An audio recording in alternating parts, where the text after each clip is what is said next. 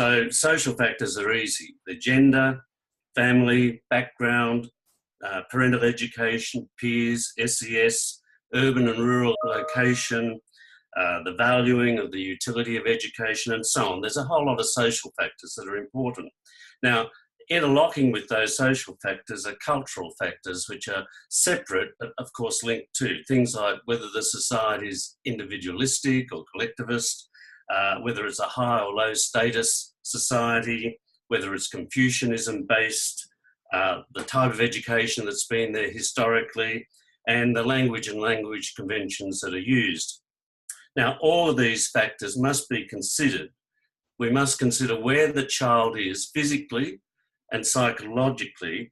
What space does he inhabit in order to facilitate his learning and engage him in learning effectively? The thing about educational research, and in particular motivation research, is that we don't consider the full range of sociocultural variables that might be impacting a child's engagement in learning. Really, what teachers could do or should do to maximise motivation by paying attention to cultural factors.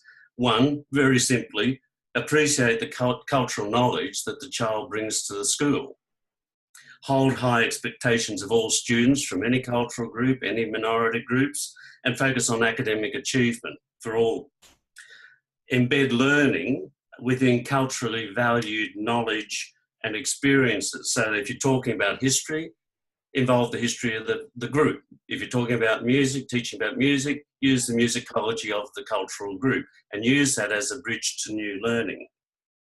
Situate learning within culturally appropriate social situations, such as teacher-student interviews or interactions, so that they're consistent with cultural values and practices.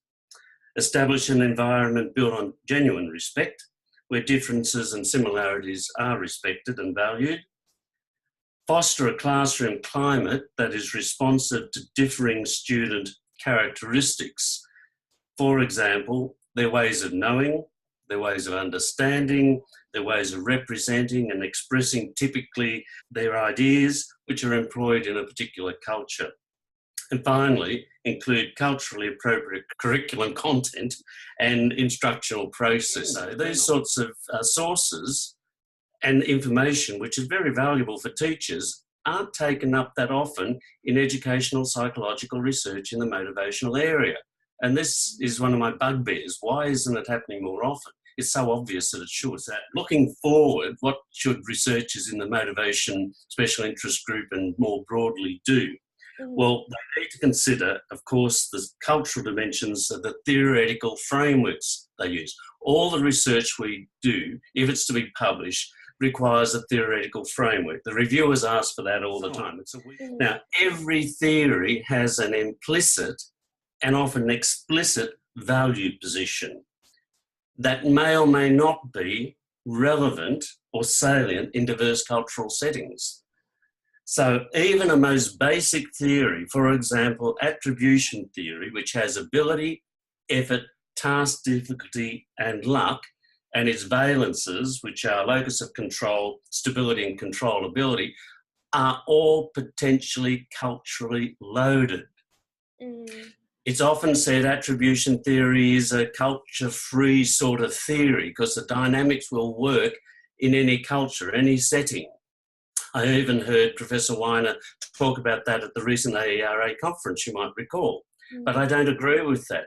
Every one of those, ability, effort, task difficulty and luck, needs to be and should be looked through cultural lenses. We need to use cultural lenses. Now, this is not a criticism. It's simply saying that they're two good examples of theoretical frameworks that can be re-examined and should be re-examined through a sociocultural lens. Now, all theories need to be subjected to close scrutiny before applying them in diverse settings.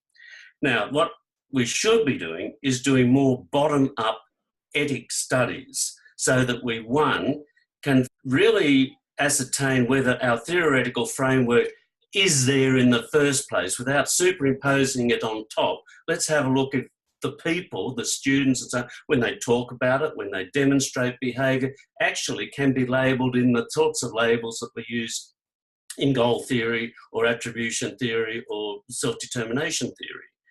And more importantly, or at least as importantly, are there crucial missing values, missing determinants of their behaviour that aren't encompassed in any of those theories already? So this is the importance of the emic and the etic values being brought together in particular studies.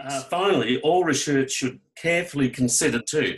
We often do research which looks at the effect of X on Y, and sometimes we put mediators in and so on to examine what the paths are. But very often we neglect the moderating variables that might have an impact in either enhancing or deadening the effects of particular variables from A to B. And these are the sociocultural factors. Very few of the range of sociocultural factors that I rattled off at the beginning of my talk here are actually ever included. As a mere handful of them are. So I just argue and put forward to the students listening to this podcast that these are all important. When you're designing your studies in the first place, think about the sociocultural ramifications of it, query everything first before you start, and then you'll be making an original and important contribution to research in motivation.